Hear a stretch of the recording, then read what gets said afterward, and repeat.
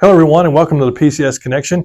This week on the show, we've got new Upperman Athletic Director Jimmy Maynord, plus we have the Algood Middle School Principal Rusty Darley, and we'll take a look at the Cav Walk in just a little bit. But first, our care closets are stocked. Yes, many thanks to the PEP Foundation for handing out school supplies and other items donated during the Stuff the Bus campaign. Our program coordinators were able to load up several boxes recently and take them back to their schools to help the students. Thank you, PEP, and everyone who donated items. We are wrapping up shopping for the Care Closet items from our Stuff the Bus event that we had back earlier in the month and the end of July. We're really excited to be handing all these items out today. We have all of the schools were able to shop today. There's 20 schools. So we have stocked and are still working to stock the 20 closets that are in each of those schools. So a lot of the stuff that's left over, if it's things that we have excess of, those will go to student services, which and be used in our Family Resource Center. The Family Resource Center can provide needs to families and deliver to the home. So they'll be able to take and use some of these items when it's a whole family need, but we'll still keep some of them to be able to stock throughout the next little bit and then fill some of the orders of things that people may still need. And the man sitting next to me, I'm sure, is a very familiar one if you've watched any kind of high school football around the Upper Cumberland for the last 44 years. But for the first time in 44 years, he is not coaching on the sidelines on Friday night. Jimmy Maynord joins us. And Coach, what's that like? Well, I thought I would really miss not coaching, but I've taken on this new responsibility and I've been, busy with a lot of things with that. So I really, I haven't missed it up to this point now. With the game starting and I'll be at all the games, that's might have a little itch there. It'll be a little different, I'm sure, but I still get to be around the kids. I still get to be around all the different athletic programs that we have there at Upperman. So, that's going to occupy my time, and I think I'll be okay. Yeah. As an athletic director now, you're not just over football, you're over all the sports. But I mean, you've been an athletic director before in high school. Well, not really an athletic director. We, the schools I've been at, we really, other than Cookville. You were principal at Smith. I was principal for about 12 years, 10 or 12 years. And so I'm used to being in administrative role. And there's a lot of similarities, but it's a little different when you're having to deal with every athletic team and every coach. And, we have some young coaches, we have some non-faculty coaches that maybe need a little guidance and with things, and but it's different and trying to know all the rules. I mean, golly, every year the rules change as far as eligibility, homeschool, who you can play, all the different things that go along with it, and you get asked that question: can we do this or can we not do this? And I don't know all of them. You got to get in that handbook and look them all up, and but it's been enjoyable. Well, now this is not your first stint at Upperman. You were there before. How long were you coaching at Upperman? I coached at Upperman the 95, 6, 7, and 8. I was there for four seasons. And really enjoyed my time there. It was those people were really good to me. Of course, we were at the old school, and I guess we're about the half the size it is now. Yeah. So it was a little bit different, but. I still know a lot of people down there. Of course, there's a lot of new faces and people from different states and stuff down there now. And used to, it was just old Baxter people. And now there's people down there that are from different places. And probably players you coach got kids playing now. They do. Matter of fact, the tailback, Ethan Paulk, his dad was on the team that I'd coached. And Brent played for me in that 95 team. His son's on the football team. So there are some. That just means I'm old. Well, you were at Cookville High, and a couple of years ago you left there, and you've been at Clay County for a couple of years, helping Bruce Lamb there. And so now, what made you want to get back into the administrative side of it? Well, I had planned to help Bruce again. I had retired from him about 3 times, but he needed help. He just kept bringing you back in. And I guess when the season was over, I'd be sitting around doing nothing. And but anyway, I just got a phone call and asked would I be interested in being the athletic director, because I'd never thought about that at all. And I met with them, and I guess that's kind of how it got started, and Yeah.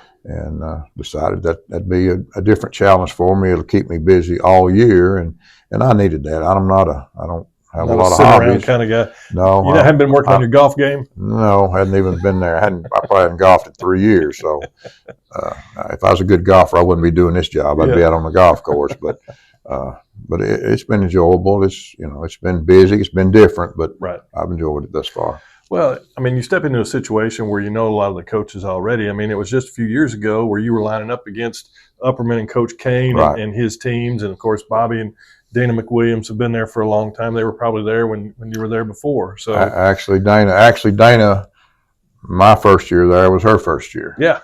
She was a young coach coming in, and at the same time, so she was there. Bobby was not there. Bobby may have come in and been an assistant maybe for a year or two, and then he was, I think, at Jackson County when I was there. Well, to see the evolution of high school football, and obviously you've seen it all in 44 years. Is there anything different today than when you first started? I mean, I'm sure technology and this and that. What about the game itself? Well, yeah, the game has changed too, but I think the biggest change is the athletes. Man, I mean, we were talking the other day when I was playing college football. Our offensive linemen, if you weighed 250, you were a pretty big offensive lineman, and now running backs are that. So I think the size and the athleticism and the strength of the athletes is definitely different than when I started. And as far as the game changing, offensively, it's much more diverse now than it was. And back when I first started, you really didn't even have to practice your secondary because nobody threw the ball. Yeah. Everybody was running the football, and with 2 backs or 3 backs. And now, they're spread out all over the place, and offense is doing everything. And that's really changed. And as you mentioned, definitely the technology has changed. When I started coaching, you were 16 millimeter. You had to take the thing with you to watch the 16 millimeter, the projector. and then projector, and then it went to the cartridges. And then it went to the DVDs, and now, of course, everybody's on Huddle. So that part has changed a lot too. So I've kind of seen it all. Now, what made you want to get into coaching to begin with? Well, I was involved in athletics my whole, from the time I was in elementary school, and was a pretty good athlete and really enjoyed it. And I probably knew I wanted to coach from the time I was in the 7th grade. Really? I just loved, I didn't know what I wanted to coach. I didn't know if I wanted to be a basketball coach, football coach, baseball coach, and I've coached all those. Yeah. But I just enjoyed sports and being competitive, and that's kind of all I knew. Now, where was your first coaching job? My first coaching job 45 years ago was at White County. I had Donnie Farley was my high school coach at Livingston, and he had taken the job at White County, and I was finishing up at Tennessee Tech, and he hired me there to help run his offense, and I did that for like 6 years, and I became the head coach for like 4 years. Yeah. Mm-hmm. And then where'd you go after that? I left there and went to Riverdale. I went to Riverdale with Gary Rankin. I was the defensive coordinator there for, I think, 5 years. I was there for 5 years, and I was driving from Sparta the whole time to Riverdale. And then I remember Wayne Shanks gave me a call. He had just taken over as principal at Upperman. Yeah. And he said, I'd like to talk to you about being our football coach. And I guess the rest is history. I went down and met with him and decided, Wayne was really good to work with. He promised me all the things it would take to try to get the program going. Sure. And he delivered on all those promises. And we got the program going pretty well. It had been pretty low at that point. And we were able to, Jake Libby, who's coach here at Cool, that I know all of his players loved, and I was fortunate to have Jake help me for 3 or 4 years, and then Mark Pemberton and some other people came and helped me, and we ended up having a pretty good program. Yeah, and then you went to Smith County after that? And then I went to Smith County for 14 years. And had some pretty good teams. Had some really good teams. I'm proud of what we were able to accomplish at Smith County. I think we averaged like 9.5 wins over a 14-year span, and that's pretty hard to do no matter where you are. But I was fortunate to have good coaches and good players and good community support and all the things that go along with having a good program. Then you went to Cookeville after that? Cookeville for 9 years. Yeah. And then Clay County for 2 years. So that's about 44 years worth. Always around this area. I was going to say, yeah, always around the Upper Cumberland. How come they never lured you back to Livingston?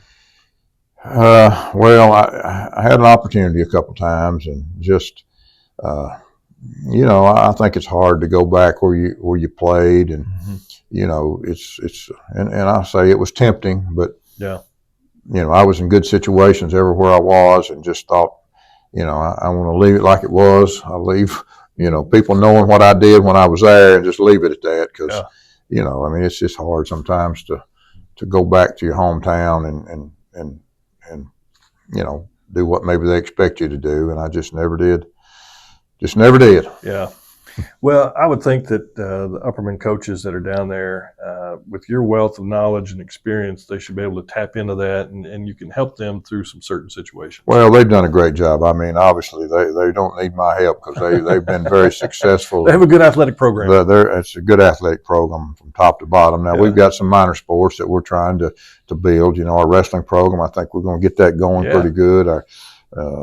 Hopefully our soccer program, we can get that going and get them up to maybe to the level as our other sports, but we'll work on it, and hopefully we can get there in time. It just takes time when you start those new programs, and soccer is a relatively new sport for Upperman, and so is lacrosse and wrestling also. But I think we've got people in place that want to have good programs and want to build those programs, and I'll do all I can do to try to help them do that. What about that bowling team? Forgot about the bowling team. There, I think that's a cooperative program with Cookville High School, but they've done a really good job. Yeah, and our golf teams right now are off to a good start this spring. I know Cookville's got a really good program with the boys for sure this year, but I think our golf has done real well too. Well, I mean, I look at Upperman and I see the diversity of all the different sports. I mean, from the fishing team to football. Pretty much anything you want to play, you can go to Upperman and play. You can, and we've got as many sports as. And they've got a boys volleyball club team. And their volleyball, and I didn't even mention their volleyball. Volleyball's off to a good start. Yeah, those ladies are doing a great job with it, and then later on we'll have a boys volleyball team, and I think that's going to be a kind of a cooperative thing with Cookville High School also. But a lot of stuff. Softball, baseball. I've had good programs, both of them in the state tournament last year, so. And we're off to a good start in football, so we'll continue to grow and compete. Football's got a big game at Lebanon tonight, Macon County next week. I mean, you look at how Upperman has built that program, and you said Upperman was about half the size when you're there before. Right. Obviously, they've kind of doubled in size, but now playing up at the 4A level, that's pretty big. It's big, and you look at last year, an undefeated season, and lost one football game, and that was a state championship game. So it's just you can't hardly beat that. The only way you're going to beat that is to win it all. And I think Coach Kane's done a great job, and I've got a great nucleus of players coming back. Maybe the best skill kids that I've ever seen at Upperman from top to bottom. I really feel like it is. I guess the big question marks is up front on both sides of the ball, because they lost people there, but I think they've done a great job replacing those players, and I think as long as we stay healthy, maybe we don't have as much depth as we've had in the past, but if we can stay healthy, I feel like we got a chance to make another run. Kind of getting off the subject of football around here, but still on athletics. You see now the NIL money that comes into the college sports, and they're even talking about bringing it down into the high school ranks. What's your opinion on that? I don't like it. I don't like it in college. I think that I'm not against college players getting paid, but I think it should be the same for all of them. I don't think this, some of them making millions of dollars, and I think that's crazy. In my opinion. Now, of course, I'm old school, and I'm not against them getting paid, but I just think that, and even in high school, I don't get that, and I don't even know how that's supposed to work in high school. Hopefully, if we're in an area here where we won't have to contend with that, I think it's just a way for rules to get broken, and of course, in a college game, I'm sure it's a big recruiting tool. Which your rich schools are obviously going to have an advantage when it comes to NIL money. What little I do know about it. But that and the portal, I think, I'm not necessarily for the way the portal is working either. I mean, when you got kids that are bouncing around from school to school to school, I mean, come on, man. I mean, it makes it hard on the coaches, and I'd heard Nick Saban talk about the NIL money. He was meeting with his players, and they weren't asking how much they were going to get to play. They were asking how much they were going to get paid, and that's that's what it's turned into. And I'm just, for what little I do know about it, I don't like the way it's set up. I think it's. They'll just pay them. If you're going to pay them all the same amount. Give them some money to live on and be done with it. Yeah, that's my opinion. Absolutely. Yeah, and you look at get back to the Upper Cumberland. You look at Upperman, what they're doing with athletics. Of course, Cookeville High with the facilities they have, and then Monterey with the new school and the facilities that they have.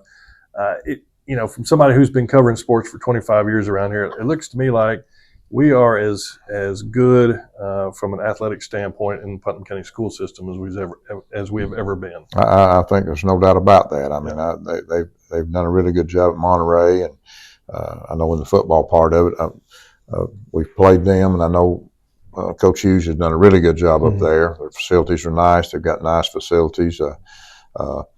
Upperman probably facilities. We probably, when that stadium was built and the facilities were built, they were built way too small. Yeah.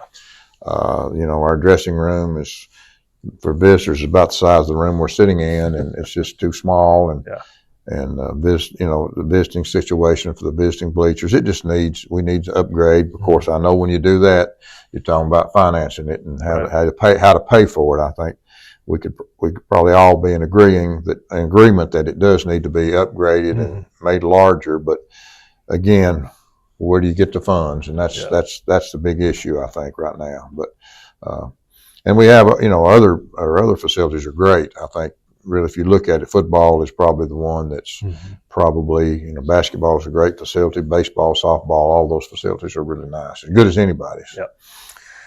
Upperman Athletic Director Jimmy Maynord, been around for a few years, and for the first time not on the sidelines calling the plays, but certainly there supporting his teams at Upperman High School.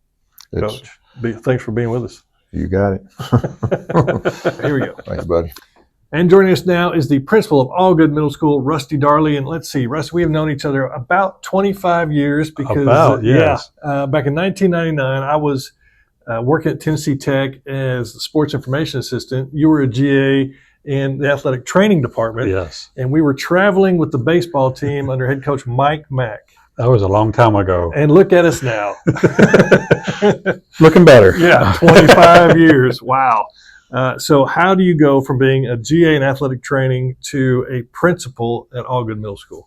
Oh, that was a journey I wasn't expecting. Yeah. After I left Tennessee Tech, I started working for a University Medical Center in Lebanon and got married, had a child, and being an athletic trainer, you're pretty much like a second shift. Yeah. You're yeah. afternoon through end of the games at sometimes 9 or 10 o'clock. And I loved all my athletes, and I loved watching them grow up. And they got to a point where I wanted to watch my own kid grow up. Yeah, yeah. And when I was in college, I was a dual major. I was looking at education and athletic training. Okay. I was going to be a math teacher, of all things. There you go. Yes. Recession of 2008, I was working for Sumner Regional at the time, and they laid off 140 people right before Christmas. Wow. Merry Christmas. Exactly. So I was fortunate enough, my wife was working for State Farm, and I was able to go back and finish my teaching license. And I started at Wilson County Schools in 2009. Wow. And now here you are. When did you come to Putnam County to teach, I guess? My first day was September 11th, 2017. Really? Came from Lebanon High School into assistant principal at Cookeville High School. Oh, is that right? Yes. Yeah. So and my wife was teaching there, so I was like, I'm technically your boss now. Only at school. Only at school. We know how that goes.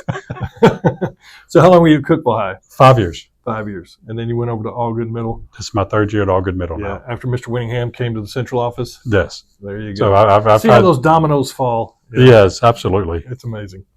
So you're at Algood Middle School. Did you ever think you'd be a principal at a middle school? I did not. I've always taught high school, assistant principal at a high school, and one thing I can say about Putnam County Schools is they're very tight-knit community. Yeah. And talking with Dr. Winningham, because Mike Mills was principal at Every Trace, Right. and he was on the baseball team in Yes. '90. So, Yep. We were there. so seeing what they went through and talking with them, Yeah. I thought that might be something I could do. Okay. Well, are you glad you make the switch? I am. Yeah. It's fun. So Algood Middle School, you've got the elementary school right there. So it's kind of neat that you have these kids that they grow up and then they just come right into the middle school. So you got to get to know them as elementary school kids and then also as middle school kids too. Yeah, we're kind of one campus, but two different buildings. Yeah. And we have some teachers that taught at the elementary school and now at the middle school. So now they get them twice when they come through. And that's cool. Yes. Yeah. Now this is going to be a big week for you guys. I know football team, and is homecoming this week? Next week. We go to Mount Juliet Middle tonight. Okay. So homecoming is next week. And what kind of festivities you got going on? We got dress up days every day. We're doing our very first powder puff football game. Really? So we got the girls playing and we got the guys in cheerleading uniforms. So they're going to be the cheerleaders. This is going to be rich. This is going to be good. First time, so we'll see how this works out. Could be the last time. It could be. Well, tell us a little bit about your family. Well, my wife is a small business owner. She owns a clothing boutique here in Cookeville. Okay, so she's not teaching anymore? She is not teaching anymore. We're now, I think this is her 7th year having a brick and mortar. Okay. We started out on Broad Street where P. Dilly's is right now. Yeah. That was us before P. Dilly's. Now we're over by Publix.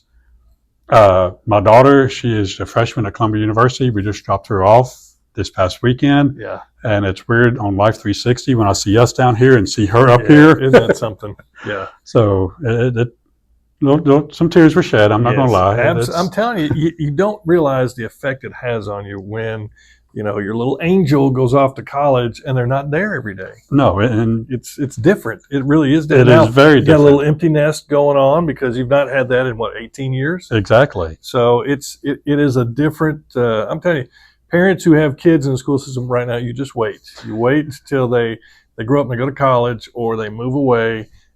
It's a different feeling.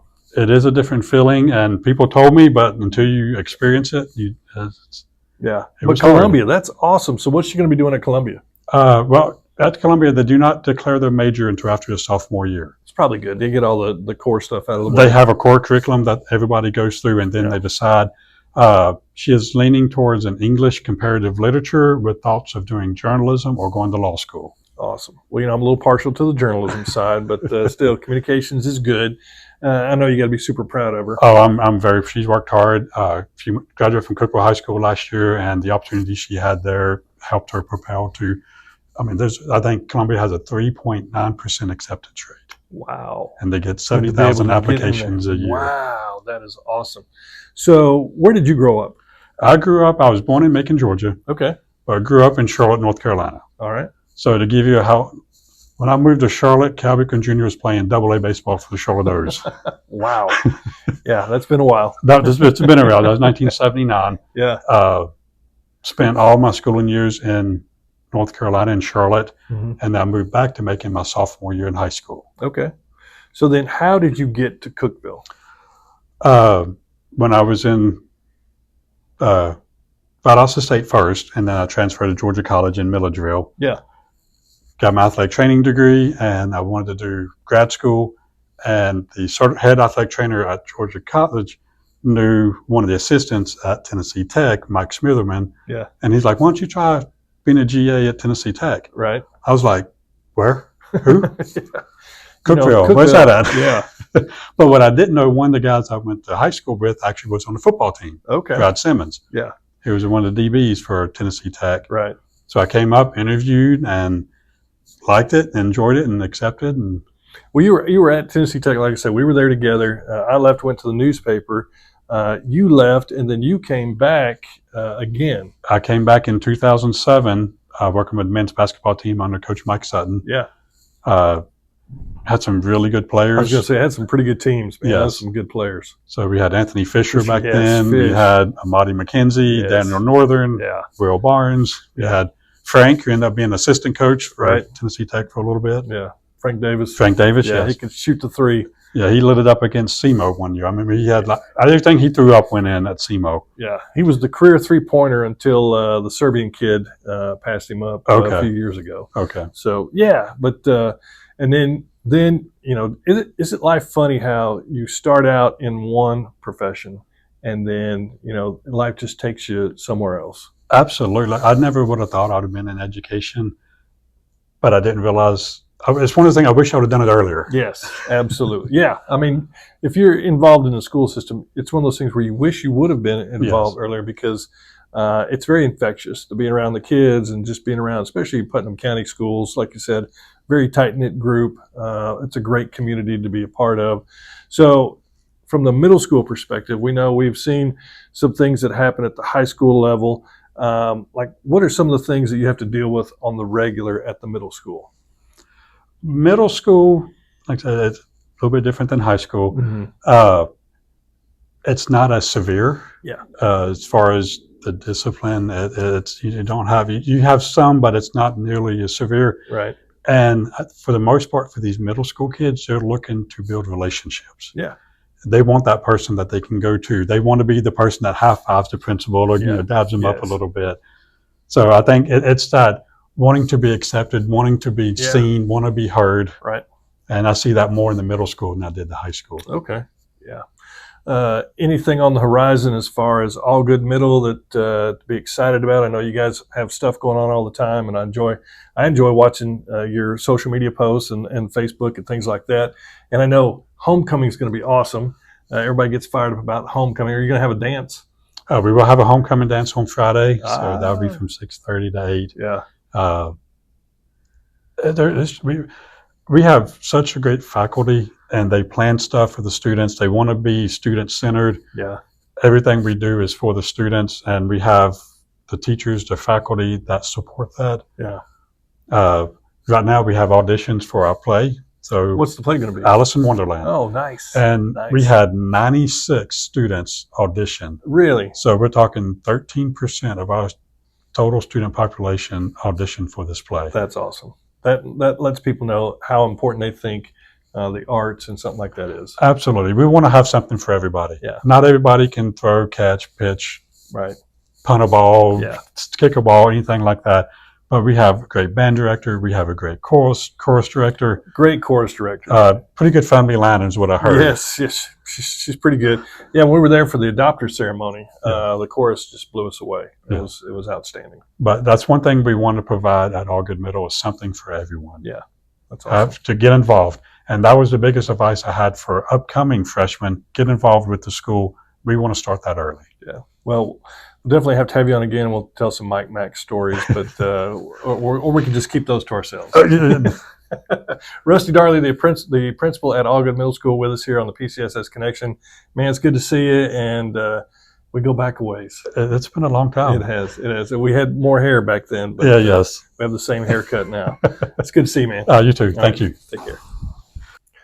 And as we wrap up the show this week, be sure to check out the photos taken by our communications intern, Coleman Brown, at the Cav Walk.